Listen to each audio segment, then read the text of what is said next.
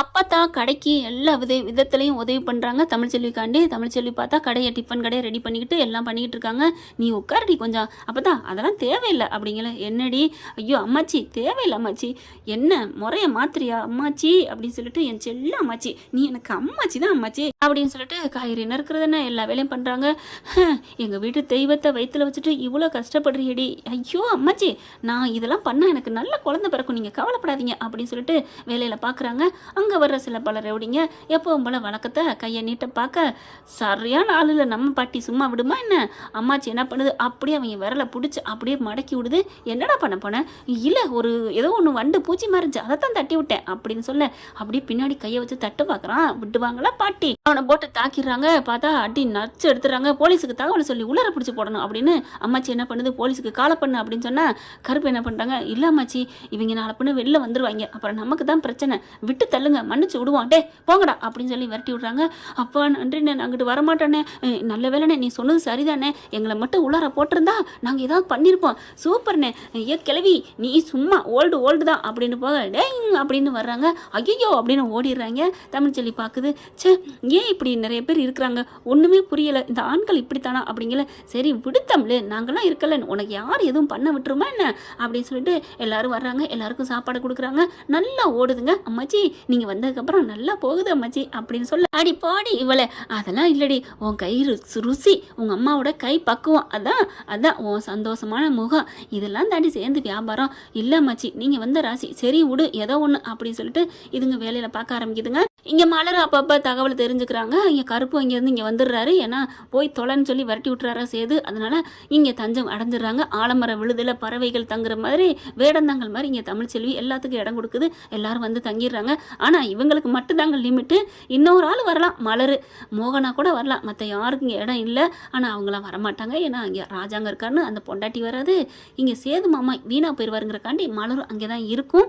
அம்மாச்சி அப்படி தான் சொல்லிட்டு வந்திருக்கு, நீ என்ன ஆனாலும் விட்டுறாதடி என் பிள்ளைய அப்படின்ட்டு வந்திருக்கிறாங்க. இங்கே எல்லாத்தையும் எடுத்து வச்சுட்டு கடையெல்லாம் முடிச்சுட்டு வீட்டுக்குள்ள வராங்க. வரையில ரொம்ப அப்படி ஒரு மாதிரி ஆகுது. கரெக்டாக ஒரு துகள் மாதிரி ஏதோ கிடக்குங்க, அதில் காலை வச்சு அப்படியே வலிக்கிட்டு விழுக அம்மானு கத்துறாங்க. தமிழ்ச்செல்வி என்னடி ஆச்சு, என்ன ஆச்சு தமிழ்ச்செல்வி என்ன அப்படிங்கல.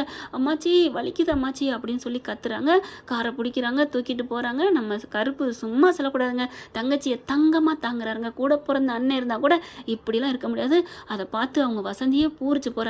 தம்பி நீ நல்லா இருக்கணும், அம்மா என்ன சின்னம்மா அப்படின்னு சொல்லிட்டு வண்டியை ஓட்டிட்டு வேகமாக போகிறாங்க. வண்டியை பிடிச்சிக்கிட்டு அங்கே ஆஸ்பத்திரிக்கும் போயிடுறாங்க. போயிட்டு வழியில் துடிக்கிறாங்க. என்னாச்சுன்னு சொல்லிட்டு ஆஸ்பத்திரியில் சேர்த்துடுறாங்க. என்ன தலை இதாக இருக்கே அப்படின்னு சொல்லிட்டு, இருக்கட்டும் இது சுகப்பிரசவம் பிறக்கிற மாதிரி தான் இருக்குது, கொஞ்சம் இடுப்பு வலி தான், சூட்டு வலி தான், பார்த்துக்கலாம் அப்படிங்கிறாங்க. என் பிள்ளை பாருங்களே துடிக்கிறாளே அப்படிங்கிறாங்க. அம்மானு தமிழ்ச்செல்வி கத்துது. ஒன்றும் பிரச்சனை இல்லை, படுங்கன்னு சொல்லிட்டு படுக்க வைக்கிறாங்க. பாட்டி என்ன பண்ணுது, மலருக்கு கால் பண்ணுது. மலர் தாங்க பாட்டிக்கு பண்ணுது. எப்படி இருக்காங்க என்ன பண்ணுறாங்கன்னு கேட்கல. இந்த மாதிரி விஷயத்த சொன்னோன்னே, என்ன பாட்டி சொல்கிறீங்க, என்ன மச்சி சொல்கிற, தமிழுக்கு வலி எடுத்துருச்சா, இப்போ எப்படி இருக்கா, அதாண்டி இன்னும் ஒன்றும் சொல்லலடி, சிசேரியம் பண்ணுறதா இல்லை தன்னாலே சுகப்பிரசவமானு ஒன்றும் தெரியல அப்படின்னு சொல்லிட்டு இருக்காங்க. பார்த்துக்க அம்மாச்சி பிள்ளைய பார்த்துக்க அப்படின்னு சொல்லிட்டு பேச இங்கே சேது வராங்க. என்ன மலரு, என்ன யார்கிட்ட பேசுனேன், அம்மாச்சி கிட்ட தான் அப்படி சொல்ல, என்னம்மா வலி இருக்குது, இப்போ சுகப்பிரசவமா ஏதோ சொன்னியே அப்படிங்கல. ஒன்றும் இல்லை மாமா ஒன்றும் இல்லை அப்படின்னு போக, நெல்லு மலரு அப்படிங்கிறாரு சேது. என்ன மாமா அப்படிங்கல. அவர் அப்போ தாங்க ஒரு செல்லில் பார்க்குறாங்க. குழந்தைங்கள் பிறக்கிறது அந்த மாதிரி விளையாடுறது எல்லாத்தையும் பார்த்துட்டு வராரு. அந்த குழந்தை ஆசை கொஞ்சம் கொஞ்சமாக தூண்டுது. என்னதான் இருந்தாலும் அம்மாச்சி அவள் பக்கம் நியாயம் இருக்கிறதுனால தான் போயிருக்க முடியும் அப்படிங்கிறது தெரியுது. ஐஸ்வர்யா மேலே காதெல்லாம் இல்லைங்க, சும்மா அவன் மேலே உள்ள கோவத்தில், அதாவது தமிழ்ச்செல்வி மேலே உள்ள கோவத்தில் தான் கல்யாணத்துக்கு சம்மதிச்சிருக்காரு. இப்போ மலர்கிட்ட கேட்குறாரு, என்ன தமிழ்ச்செல்விக்கு பிரசவ வலி எடுத்துருச்சா, குழந்தை பிறந்துருச்சா அப்படின்னு கேட்க, மலர் பார்க்குது. மாமா நீங்கள் தமிழ்ச்செல்வினா அவள் பேரை சொல்லியா கூப்பிட்டீங்க, இங்கே பார் அவள் பேர் தமிழ்ச்செல்வி தானே, அவள் தானே மாசமாக இருக்கா, அவளுக்கு தானே இப்போ பிரசவ வலி அப்படி சொல்ல, ஆமாம் மாமா வலி ரொம்ப வலிக்குதான், அவள் துடிச்சிட்ருக்கா அப்படின்னு சொல்ல, அப்படி பார்க்குறாங்க. சேதுக்கு ஒரு மாதிரி ஆகுது. என்னம்மா எப்போ குழந்தை பிறக்கும் அப்படிங்கல. ஏமாம்மா அப்படிங்கல. சும்மா தான் கேட்டேன் ஒன்றும் இல்லை அப்படின்னு சொல்லிட்டு போயிடுறாரு. போகும்போதே அப்படியே டக்குன்னு வீடியோ கால் அடிக்குது அம்மாச்சிக்கு. அம்மாச்சி என்னடி வீடியோ கால் அடிக்கிற அப்படின்னு கேட்க, போன சேதுக்கு அதில் காதில் விழுகுது. அப்படியே டக்குன்னு நின்று திரும்பி வராரு. இங்கே மலர் அப்படி பார்த்துட்டு இருக்கு. அம்மாச்சி தமிழ் என்ன பண்ணுறா அவங்க துடிச்சுக்கிட்டு இருக்காடி அங்கே அப்படிங்கல காமி அம்மாச்சி நான் பேசுகிறேன் அப்படிங்கல அம்மா அம்மானு கத்துறாங்க. வழியில் போய் வீடியோ கால் காமிக்கிறாங்க. மலர் இருந்துட்டு தமிழ் ஒன்றும் ஆகாது தமிழ், நீ பயப்படாத தமிழ் அப்படின்னு சொல்ல அம்மா வலிக்குதே அம்மானு கத்துறாங்க. ஐயோ குழந்தை பிறந்துருச்சே அப்படின்னு சொல்லிட்டு பொன் குழந்தை பிறந்திருக்கு அப்படிங்கல அப்படியே வேகமாக ஃபோனை பிடுங்கிடுறாரு சேது. எல்லாத்தையும் கேட்டுட்டு இருந்துட்டு மாமா அப்படிங்கிற சுமார் அப்படின்னு சொல்லிட்டு அப்படியே வீடியோவை பேக்கில் வச்சுக்கிறாருங்க. ஏன்னா இவங்க தெரியக்கூடாதுன்னு சொல்லிட்டு இப்போ என்ன பண்ணுறாங்க பார்க்குறாருங்க அங்கே நடக்கிறத பூராத்தையும். அம்மாச்சி என்ன பண்ணுது, அம்மாச்சி நீங்கள் போங்க அப்படிங்கிறாங்க. இல்லை என் பேத்தியை விட்டுட்டு நான் போக மாட்டேன் அப்படிங்கிறாங்க. அங்கே சரி வயசானவங்க தானே இருக்கட்டும்னு சொல்லிட்டு அது பிள்ளைய தூக்குறாங்க. கொஞ்சி அப்படியே தங்க மகளே அப்படின்னு பொம்பளை பிள்ளைய கொஞ்சுறாங்க. அடுத்து பார்த்தா மறுபடியும் அம்மானு கத்த இவர் பொம்பளை பிள்ளைய பார்த்து ரசித்து கொஞ்சிக்கிட்டு இருக்காரு வீடியோவிலே. அடுத்து இன்னொரு வாட்டி கத்த என்னாச்சு அப்படிங்கல இன்னொரு குழந்தை இருக்குது அப்படின்னு சொல்ல சேதுக்கு தூக்கி வாரி போடுது. என்னது இன்னொரு குழந்தையா, அப்போது ரெட்டை உசுர சுமந்தவளா என் பொண்டாட்டி அப்படின்னு நினைக்கிறாரு. அடுத்து மலரும் அப்படி பார்க்குது. மாமா ரெட்டை புள்ள மாமா தமிழ்ச்செல்வி வயிற்றுல. ஆமாம் மலரு அப்படிங்கல அது பிறந்ததுக்கப்புறம் அதுவும் ஆண் குழந்தை சுகப்பிரசவமா. ஆனால் அந்த வழியில் தமிழ்ச்செல்வி துடிக்கிறத பார்க்குறாரு. ரொம்ப மனசு நொந்துக்கிறாரு, வேதனைப்படுறாரு. அப்புறமா 2 குழந்தையும் பார்க்குறாங்க. அடியே பாத்தி அடி மலரு அப்படின்னு சொல்ல குரல் கொடு அப்படிங்கிறாரு.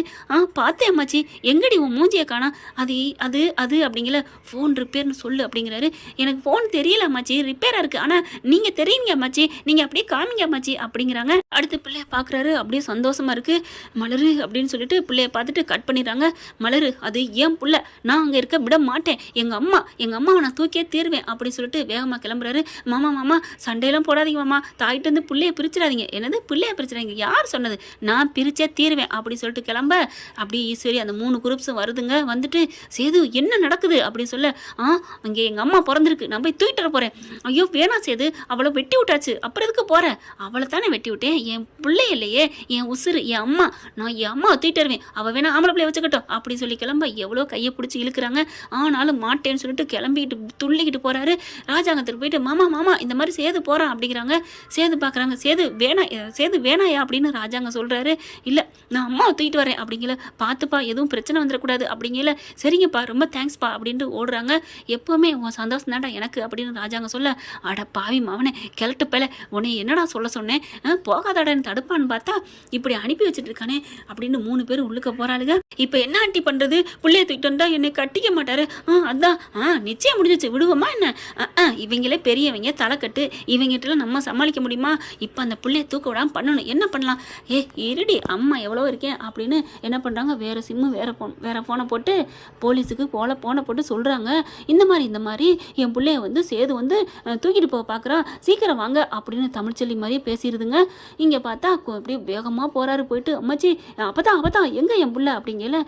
அம்மா கிட்ட இருக்குடா, என் பொம்பளை பிள்ளை தூக்கிட்டு வாங்க அப்படின்னு சொல்ல, ஏன்டா உண்மையிலே பாசத்தோடு வந்திருக்கியாடா, ஆமாம் அப்படின்னு சொல்ல, சரி பாசத்தோடு தானே வந்திருக்கான்னு சொல்லிட்டு போயிட்டு ஒரு பொம்பளை பிள்ளை தூக்குறாங்க. என்னம்மாச்சி அப்படின்னு தமிழ் கேட்குது. இல்லைம்மா சும்மா காத்தாட ஒரு பிள்ளைய நீ பார்த்துக்கோ அப்படின்னு சொல்லிட்டு போயிட்டு சொட்டு மருந்து போட்டு வரேன்டா அப்படின்னு சொல்லி கூட்டு வெளில வராங்க. கொண்டாந்து கொடுக்கங்காட்டிலையும் பறிக்கிறாரு. பறிச்சுட்டு முத்தம் கொஞ்சிறாரு. நச்சுன்னு என் தங்கம், என் அம்மா, என் வயிறம் அப்படின்னு சொல்லி கொஞ்சம் அப்படியே பார்க்குறாங்க. தமிழ்ச்செல்வி என்னது அப்படின்னு கதவு ஓரத்தில் தெரிஞ்சிருது. படார்னு எந்திரிச்சிடுறாங்க. ஏன்னா சுகப்பிரசவம் தானே. எந்திரிச்சு வராங்க. என் பிள்ளைய தூக்குறதுக்கு நீங்கள் யார், அம்மாச்சி என்ன காரியம் பண்ணிருக்கீங்க, பிள்ளைய கொடுங்க அப்படின்னு சொல்லி பறிக்கிறாங்க. முடியாது இது ஏன் பிள்ளை அப்படின்னு ஒரு 10 நிமிஷம் 1/4 மணி நேரம் போராட்டம் நடக்குது. இங்கே பிள்ளைய கொடுக்குறீங்களா இல்லையா, இந்த பிள்ளைக்கு உங்களுக்கு என்னங்க சம்மந்தம், பிள்ளையே இல்லைன்னு சொல்லுவீங்களா, அதுக்கப்புறம் சேர்த்துக்குவீங்களா, அதுக்கப்புறம் வேணான்னு விரட்டி விடுவீங்களா, இப்போ வந்து மறுபடியும் சேர்த்துப்பீங்களா, என்னங்க நாங்கள் என்ன உங்களுக்கு திசை மாதிரி அடிக்கிற காத்தா, திரும்பி அப்படி உங்கள் இஷ்டத்துக்கு எடுத்துக்கிறதுக்கு, இங்கே பாருங்கள் எனக்கு ஒன்றும் சொல்ல விரும்பலை, என் பிள்ளைய கொடுங்க அப்படின்னு சொல்லி பறிக்கிறாங்க. அப்புறம் நான் போலீஸுக்கு போக வேண்டியது இருக்கும் அப்படிங்கிறாங்க. போய்க்கடி இது ஏன் பிள்ளைடி, நான் கோர்ட்டுக்கு போய் என் பிள்ளைய வாங்க வேண்டி அப்படி இப்படின்னு அறக்க பறக்க சண்டை போட்டுக்கிட்டு இருக்கீங்களே. கரெக்டாக போலீஸ் வருது. இந்த முட்டாள் பயலுக்கு அறிவு வேணா, போலீஸுக்கு போவேன்னு தானே இப்போ தானே சொன்னிச்சு, அதுக்குள்ளே ஃபோனும் பண்ணலை எங்கேயும் போகல. ஆனால் போலீஸை பார்த்தோன்னே தமிழ் போலீஸுக்கு ஃபோன் பண்ணி சொல்லிட்டில்ல, உன்னை நான் சும்மா விட மாட்டேன்டி அப்படிங்கிறான். கேன பயலடா நீ, அவள் இங்கே தானடா இருக்கா அப்படின்னு அப்பத்தா சொல்லுது. ஆனாலும் அவன் அதை நம்பலைங்க. ஆனால் ஃபோனை போட்டது யாருன்னா ஈஸ்வரிங்க. ஈஸ்வரி சொன்னது தெரியாமல் இங்கே என்ன பண்ணுறாங்க, அரெஸ்ட் பண்ணி கூப்பிட்டு போகிறாங்க. பிள்ளைய வாங்கிக்கிட்டு நம்ம எப்போ போலீஸுக்கு தானே சொன்னோம், இந்த மனுஷன் என்ன இப்படி போகிறான் அப்படின்னு சொல்லிட்டு, என்னம்மா நீங்கள் தானே ஃபோன் பண்ணது என் பிள்ளைய தூக்குறாங்க கடத்துறான்னு, இவர் தானே அப்படிங்கல தமிழ்ச்செல்வி பார்க்குது. நான் எப்போ பண்ணேன் அப்படிங்கிற மாதிரி பார்க்க, என்னம்மா கம்ப்ளைண்ட் வந்திருக்குமா அப்படின்னு சொல்லி வாயா அப்படின்னு இழுத்துட்டு போகிறாங்க. அடியே தமிழ் உன்னை நான் விட மாட்டேன்டி அப்படி சொல்லலை. அப்படி பின்னாடியே ஓடுறாங்க. கருப்பும் அம்மாச்சியும் பிள்ளைய கொடுத்துட்டு, சேது பார்த்தீங்களா அம்மாச்சி, பார்த்தீங்களா பார்த்தா என் பிள்ளைய கொஞ்சறதுக்கு பிடிக்காம போலீஸுக்கு சொல்லியிருக்கிறா. டே கூறு கட்டவனாடா நீ, அவள் எங்கடா சொன்னா, அவங்க தான் சொன்னாங்களே, அவள் இங்கே தானடா நிற்கிறா, போலீஸுக்கு போவேன்னு சொன்னாடா, இதிலே தெரிஞ்சுக்க யாரோ உனக்கு பண்ணியிருக்காங்கடா, உனக்கு தப்பாக வழி நடத்துகிறாங்க, பார்த்துருந்துக்க. அம்மா என்னம்மா பார்த்துருந்துக்க தள்ளுமா அப்படின்னு வாங்க அப்படின்னு, நான் எம்எல்ஏ இருந்தாலும் கம்ப்ளைண்ட் வந்திருக்குங்க, பிள்ளைய கடத்துறது எவ்வளோ பெரிய குற்றம் தெரியுமா அப்படின்னு சொல்ல, அவங்க கம்ப்ளைண்ட் கொடுத்தாங்களா அவங்க சொல்லாமல் இங்கே வந்திருக்கோம் ஏறுங்க அப்படின்னு சொல்லி கூப்பிட்டு போய் லாக்கப்பில் தள்ளிடுறாங்க. இந்த விஷயம் அப்படி பரவிடுதுங்க. அங்கே அவங்க வீட்டுக்கு தெரிஞ்சக்கையோட ராஜாங்க அலறி அடித்து ஓடி வராரு. என்ன ஆச்சு அப்படிங்கிறாங்க.